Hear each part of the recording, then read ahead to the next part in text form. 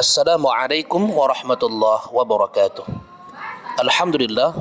Allahumma salli wa sallim ala Sayyidina Muhammad ibni Abdillah wa ala alihi wa sahbihi wa man walah amma ba'du. Alhamdulillah, hadirin sekalian, dalam kesempatan kali ini kita dapat kembali melanjutkan pelajaran kita mengkaji ilmu usul fikih, di mana ilmu ini tentunya sangat berguna bagi kita untuk mendapatkan informasi bagaimana metode ataupun cara untuk menggali hukum-hukum Allah Subhanahu wa taala, tentunya hukum-hukum Allah Subhanahu wa taala yang terkait dengan perbuatan seorang manusia seperti kita. Dan pertemuan kali ini kita akan mempelajari tentang sumber hukum Islam. Nah, kenapa kita penting untuk mempelajari sumber hukum Islam? Begini, kita perlu tahu dari mana hukum Islam itu bersumber, atau bagaimana kita tahu bahwa hukum tersebut ada, apa sumbernya. Karena kita ini kan sebagai seorang hamba Allah Subhanahu wa taala yang mukallaf, ya, kita itu kan dituntut untuk mengerjakan aturan Allah, untuk meninggalkan larangan Allah. Begitu juga kita dituntut untuk patuh pada perintah baginda Rasulullah sallallahu alaihi wasallam, dan dituntut untuk meninggalkan segala apa-apa yang dilarang oleh baginda Rasulullah sallallahu alaihi wasallam. Maka kita perlu mengenal hukum Islam ini dari mana sumbernya, supaya kita tahu ternyata ada loh aturan terkait suatu perbuatan yang akan kita kerjakan. Itu analoginya itu sama seperti kita sebagai warga negara Indonesia. Kita ini kan dalam bertindak, dalam berbuat, ya, sebelum kita melakukan suatu tindakan atau perbuatan, kan kita mesti punya acuan dulu. Perbuatan saya ini benar atau salah. Nah, dalam konteks kewarganegaraan, kita di Indonesia itu acuannya untuk menilai apakah perbuatan yang akan kita lakukan itu benar atau salah, itu kan ada undang-undang, ada peraturan pemerintah, kemudian ada Perpu, kemudian ada kitab undang-undang hukum pidana, ada kitab undang-undang hukum perdata dan sebagainya. Nah, dalam makna yang sama juga, kita sebagai seorang muslim mesti punya acuan apakah perbuatan yang akan kita kerjakan ini sesuai dengan ajaran Islam atau tidak, sesuai dengan hukum Islam atau tidak. Nah, jadi untuk mengetahui apakah perbuatan yang akan kita lakukan tersebut benar atau salah, maka kita mesti tahu dari mana sumber pengetahuan tersebut. Nah, dari mana sumber hukum Islam tersebut, supaya kita paham, oh ternyata perbuatan yang akan saya lakukan ini ada aturannya. Nah, baik adik-adik sekalian, sebelum kita mulai pelajaran ini dan sebelum kita mempelajari sumber hukum Islam yang pertama, yang paling harus adik-adik faham adalah bahwa sumber hukum Islam itu ada yang muttafaq, yaitu yang disepakati oleh para ulama, ada yang mukhtalaf, ada yang masih diperselisihkan atau masih didiskusikan atau diperdebatkan oleh para ulama. Nah, untuk yang pertama ini kita akan pelajari dulu salah satu dari 4 sumber hukum Islam yang muttafaq atau yang disepakati para ulama. Ya. Jadi 4 yang muttafaq atau 4 yang disepakati oleh para ulama sebagai sumber hukum Islam itu adalah yang pertama Al-Quran, yang kedua sunnah Nabi ataupun hadis Nabi sallallahu alaihi wasallam, kemudian yang ketiga ijma' atau kesepakatan para ulama, dan yang terakhir adalah qiyas atau analogi. Jadi 4 sumber hukum Islam ini adalah sumber yang muttafaq atau disepakati oleh para ulama. Sedangkan nanti ada lagi banyak sumber yang lain yang statusnya itu mukhtalaf atau masih didiskusikan atau masih diperdebatkan oleh para ulama. Sebagian ulama menerima sumber hukum Islam tersebut, sedangkan sebagian yang lain menolaknya. Nah, nanti itu akan kita bahas pada pertemuan-pertemuan selanjutnya. Tapi dalam kesempatan kali ini kita akan mempelajari salah satu daripada sumber hukum Islam yang muttafaq itu. Yang pertama adalah Al-Quran. Baik, jadi adik sekalian, sebagaimana yang telah saya sampaikan tadi barusan, bahwa sumber hukum Islam yang pertama itu adalah Al-Quran. Jadi artinya untuk mengetahui apakah ada hukum terkait dengan perbuatan ataupun tindakan yang kita akan lakukan, nah salah satu sumber di mana kita bisa mengetahui apakah di sana ada hukum Islam atau tidak terkait dengan perbuatan tersebut, ya, adalah Al-Quran Al-Karim. Baik, Secara bahasa, Al-Quran diambil dari kata qara'a. Ya. Itu bahasa Arab ya.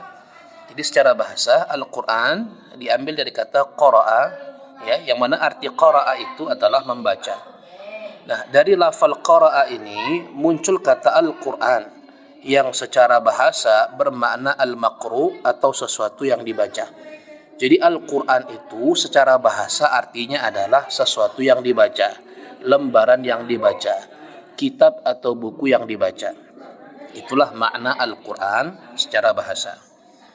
Nah, adapun secara istilah, nah ini sudah kita pelajari sebelumnya ya, bahwa suatu kata yang digunakan dalam keilmuan itu ada makna secara bahasa, ada makna secara istilah. Kalau makna secara bahasa itu maknanya kata tersebut biasanya artinya digunakan untuk apa gitu. Ya. Tetapi kalau makna secara istilah itu adalah kata itu biasanya digunakan dalam suatu cabang atau bidang ilmu yang memiliki makna yang bisa jadi sama atau bahkan jauh berbeda dari makna yang difahami secara bahasa oleh penutur atau pengguna bahasa tersebut. Nah, baik, balik pada pembahasan kita. Jadi Al-Quran secara istilah, ya, oleh para ulama usul fikih, mereka mendefinisikan Al-Quran sebagai kalamullah ta'ala al-munazzal ala Rasulillah sallallahu alaihi wasallam bil lisanil arabi lil i'jazi bi aqsari suratin minhu al-maktub fil masahif al-manqul bit tawatur al-muta'abbad bi tilawatihi al-mabdu' bi suratil Fatihah wal makhtum bi suratil Nas. Ini saya mohon maaf ini.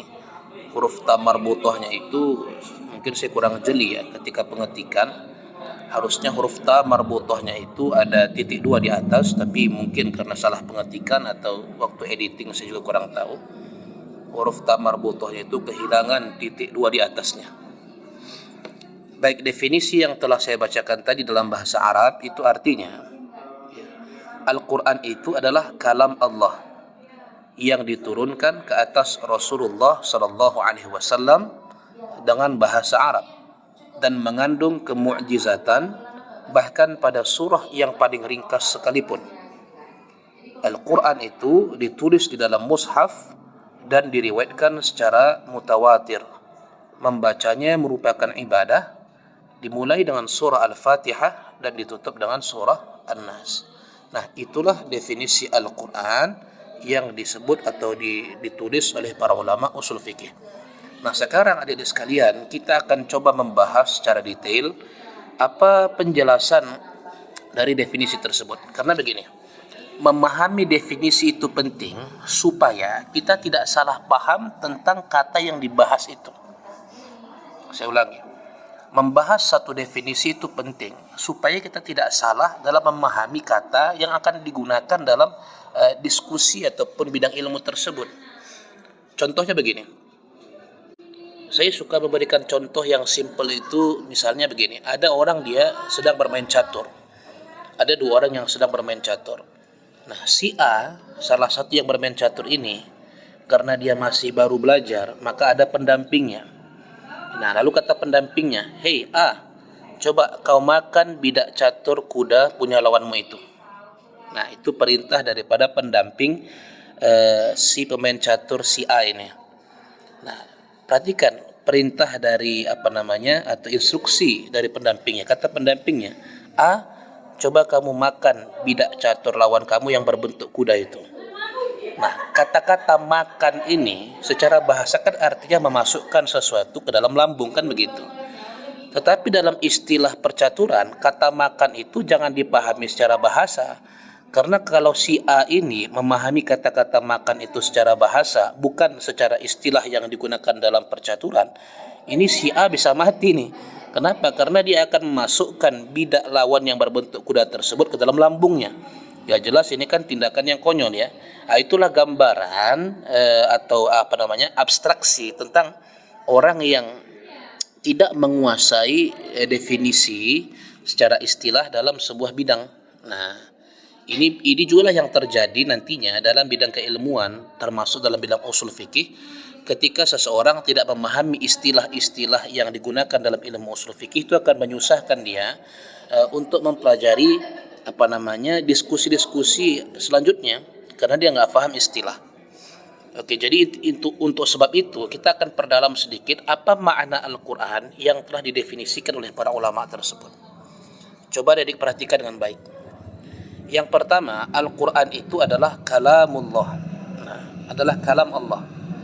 Jadi Al-Quran itu di dalamnya tidak terkandung kalam siapapun selain kalam Allah Subhanahu wa taala. Artinya Al-Quran itu tidak ada kalam baginda Rasulullah sallallahu alaihi wasallam di situ. Al-Quran itu dalamnya tidak ada kalam dari malaikat yang menjadi perantara wahyu antara Allah dan Rasulullah sallallahu alaihi wasallam. Jadi murni Al-Quran itu isinya adalah kalam Allah ataupun kalamullah. Ya.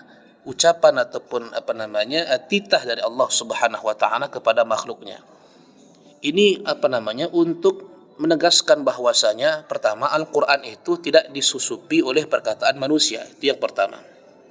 Ya. Yang kedua, Al-Qur'an itu turunnya itu dari Allah Subhanahu wa taala 100%. Baik itu kalimat-kalimatnya maupun maknanya. Karena begini, ada pemahaman menyimpang yang menganggap bahwa yang turun kepada Rasulullah itu adalah semacam makna saja, semacam inspirasi saja. Lalu Rasulullah lah yang mengolah kata hasil dari inspirasi yang dia terima dari Allah Subhanahu wa taala. Jelas ini menyimpang dan tidak benar. Karena Al-Qur'an itu baik maknanya ataupun teksnya, kalimat-kalimatnya itu semua adalah kalam Allah Subhanahu wa taala, tidak disusupi oleh kalam manusia ataupun olah kata dari baginda Rasulullah sallallahu alaihi wasallam.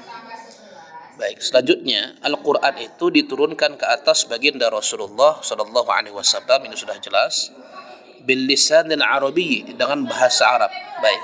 Jadi Al-Quran itu diturunkan dengan bahasa Arab. Artinya Al-Quran itu seluruhnya full bahasa Arab. Ya. Sehingga terjemah Al-Quran sebagus apapun redaksinya, sejeli apapun penerjemahnya itu menerjemahkan bahasa Arab ke bahasa non-Arab, terjemah itu bukan Al-Quran. Ya. Saya ulangi, terjemahan Al-Quran itu bukan Al-Quran. Maka nanti hukum yang berlaku pada terjemah Al-Quran itu berbeda dengan hukum yang berlaku dengan Al-Quran itu sendiri. Misalnya dalam masalah, apakah boleh orang haid itu memegang Al-Quran? Jelas orang yang berhadas besar, orang yang sedang haid tidak boleh memegang Al-Quran, tidak boleh menyentuh mushaf Al-Quran, dan tidak boleh membaca Al-Quran. Ya, yang dengan bahasa Arab itu. Tetapi orang yang haid, orang yang sedang berhadas besar, dia boleh menyentuh terjemah Al-Quran. Dia boleh membaca terjemah Al-Quran. Sehingga nampak ya beda antara terjemah dengan teks Al-Quran yang aslinya itu. Jadi Al-Quran itu full bahasa Arab, tidak ada bahasa non-Arab yang masuk di dalam rangkaian ataupun untaian kalimat-kalimat yang ada dalam Al-Quran. Dan di dalamnya itu full kalam Allah yang diturunkan kepada manusia dengan bahasa Arab. Ya. Sehingga terjemah Al-Quran itu tidak termasuk dari Al-Quran itu sendiri. Lil i'jaz. Nah, Al-Quran itu mengandung kemu'jizatan. Ada banyak sekali mu'jizat Al-Quran itu ada di sekalian. Ya. Nanti di kesempatan akan datang kita akan melihat beberapa i'jaz ataupun beberapa mu'jizat yang ada pada Al-Quran, sehingga Al-Quran itu menjadi salah satu mu'jizat yang terbesar yang pernah diturunkan oleh Allah Subhanahu wa taala kepada para nabi dan rasulnya. Jadi ada banyak sekali mu'jizat yang Allah turunkan kepada para nabi, kepada para rasul untuk menguatkan dakwah mereka. Tetapi mu'jizat terbesar itu sendiri adalah Al-Quran, di mana dia merupakan ajaran pamungkas sampai akhir zaman yang tidak akan berubah, tidak akan direvisi sampai kapanpun. Bahkan kata para ulama, ya, bi aqsari surah minhu, bahkan surah yang paling pendek pun mengandung kemu'jizatan yang sangat besar. Misalnya surah Al-Kautsar, inna a'tainaka al-kautsar fashalli li rabbika wanhar inna syani'aka huwal abtar. Nah, ini mengandung kemu'jizatan dari sisi makna, dari sisi balaghah, kemudian dari sisi keindahan untaian kata-katanya, penyusunan kalimatnya, ini semua mengandung kemu'jizatan sampai-sampai orang Arab yang dulunya terkenal sebagai ahli sastra pun tidak sanggup untuk membuat Al-Quran, bahkan semisal surah yang paling pendek ini sekalipun. Al-maktub fil masahif. Nah, Al-Quran itu tertulis di dalam mushaf-mushaf. Jadi sekalipun Al-Quran itu kalam Allah kepada Rasul, tapi kalau Al-Quran itu dituliskan di dalam mushaf, maka berlakulah hukum mushaf tersebut sebagaimana berlakunya hukum Al-Quran, di mana wajib kita hormati, menyentuhnya dalam keadaan suci, membacanya dalam keadaan suci. Ya, al-manqul bitawatur. Al-Quran itu diriwayatkan secara mutawatir. Apa makna diriwayatkan secara mutawatir? Maknanya Al-Quran itu diturunkan kepada Rasulullah, kemudian diriwayatkan kepada banyak sahabat, dan banyaknya sahabat ini, bahkan Imam Ibnu Hajar Al-Asqalani dalam kitabnya Al-Isabah fi Tamyiz as-Sahabah menyebut jumlah sahabat Nabi itu lebih kurang 124 ribuan.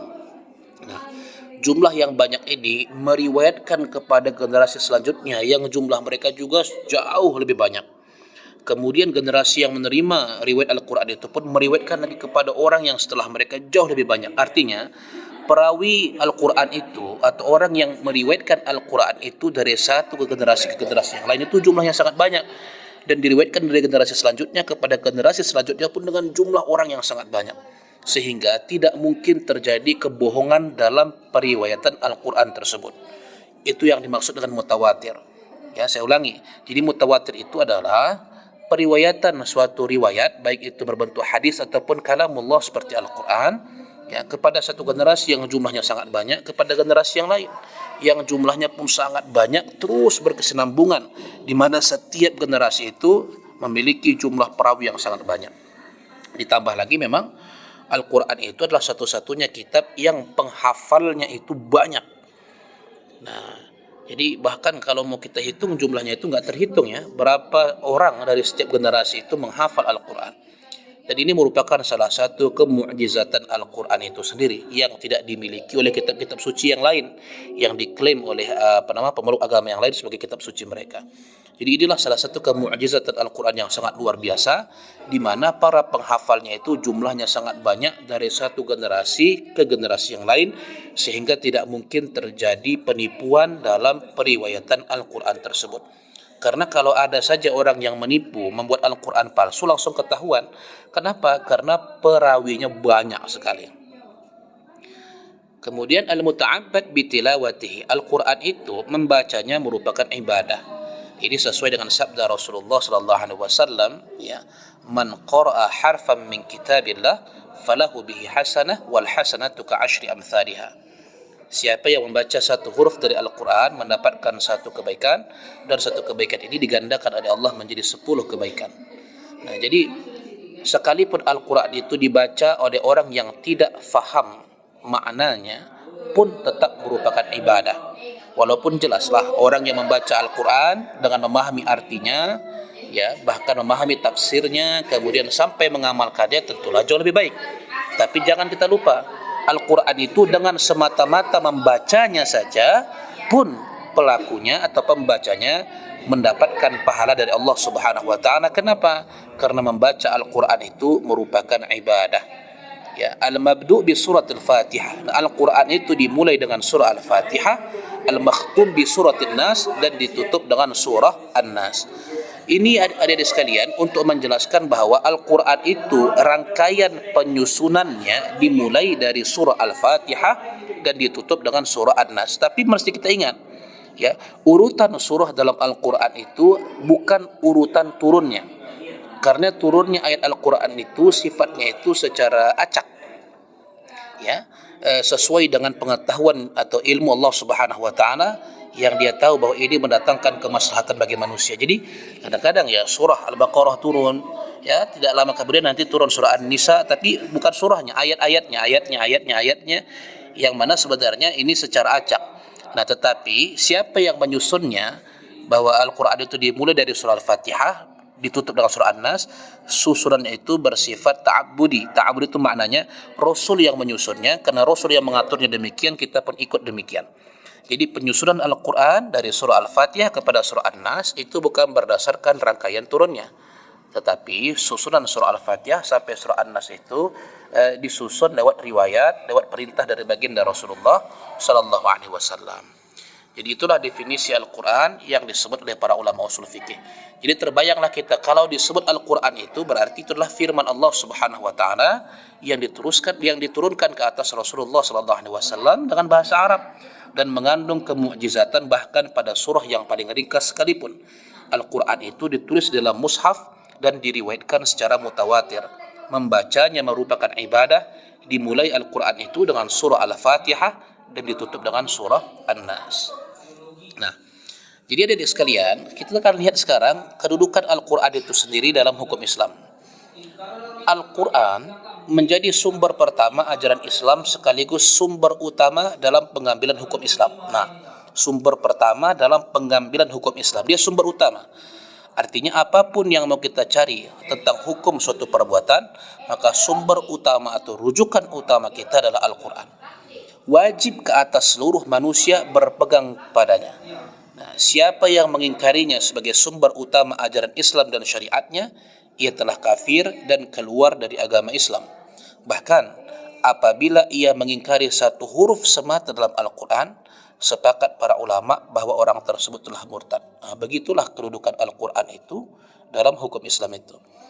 Jadi kalau ada orang yang mengingkarinya, jangankan mengingkari Al-Quran itu secara seluruhnya, mengingkari satu huruf semata pun dalam Al-Quran, maka sepakat para ulama bahwa orang tersebut telah murtad. Oke.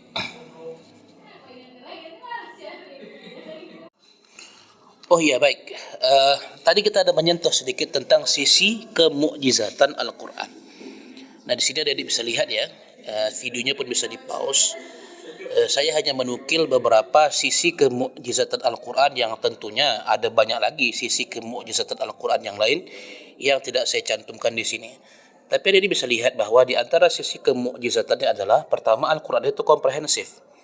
Artinya, Al-Quran itu merupakan kitab yang super lengkap.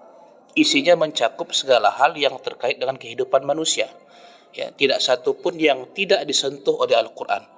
Mulai dari permasalahan teologi atau akidah, kemudian ibadah, hukum keluarga, pernikahan, warisan, pidana, ekonomi, politik, sosial, moral, hingga adab yang terkait relasi privat seperti hubungan suami istri pun tidak lepas dari pembahasan Al-Quran.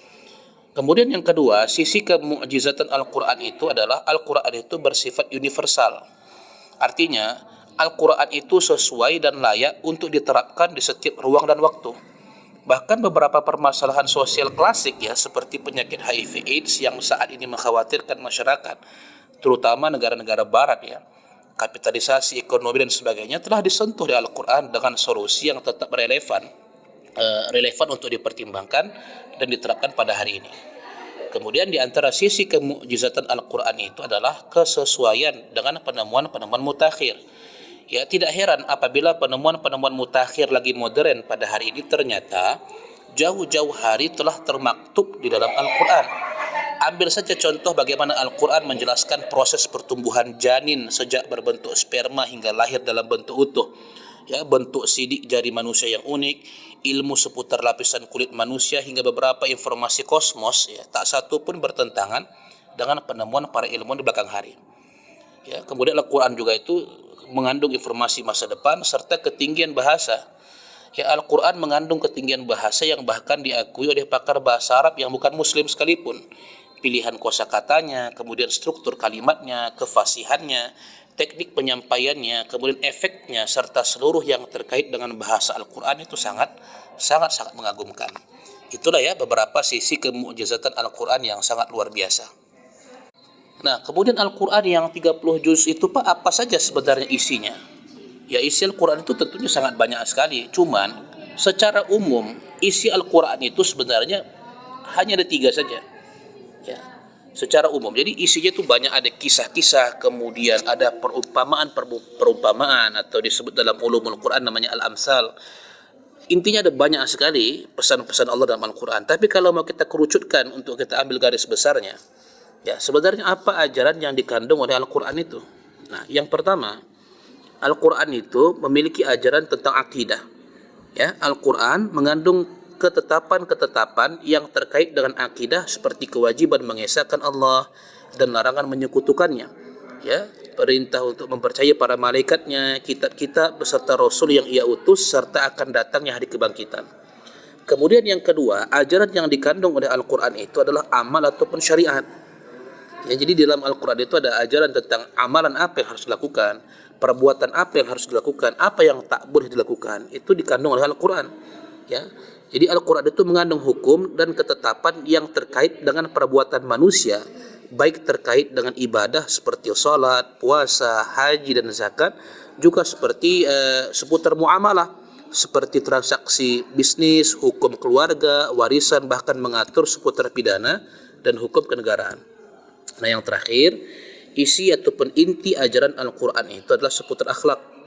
Jadi Al-Quran mengandung banyak ayat yang terkait dengan akhlak dan adab. Al-Quran mengajarkan berbagai budi pekerti yang luhur yang mesti dipegang oleh seluruh manusia sepanjang masa, seperti jujur, berani, sabar, giat bekerja, tidak malas, ya, tidak berbohong, tidak khianat dan sebagainya. Di mana semua pembahasan tersebut mengkristal di dalam sebuah bidang ilmu yang dikenal dengan ilmu tasawuf.